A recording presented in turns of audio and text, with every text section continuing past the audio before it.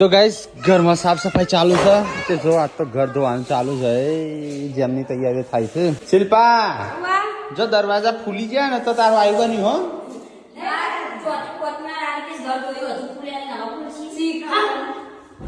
હોજી ફોન લખો પડે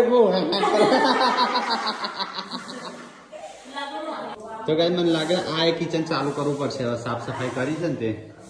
નહીં આ કિચન ચાલુ કરી દઈએ આ એક કિचन चालू कर दिए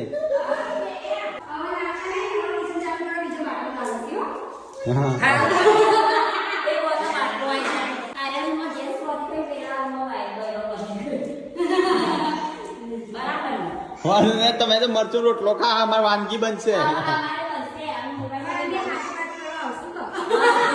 હાટું પાટું ના કરીએ કે આજે ઘર ખાલી કરી દીધું અને અમે રવા જતા રહે બીજા બાજુ વાળા ઘરમાં હા તમારો અલગ ને અમારો અલગ ચૂલા તો ગાઈસ નવા કિચનમાં શિફ્ટ થઈ ગયા છે પાંચ વાગે તો પેડા ખવડાવવા પડે હા નવા કિચન નું મુહૂર્ત કરવાનું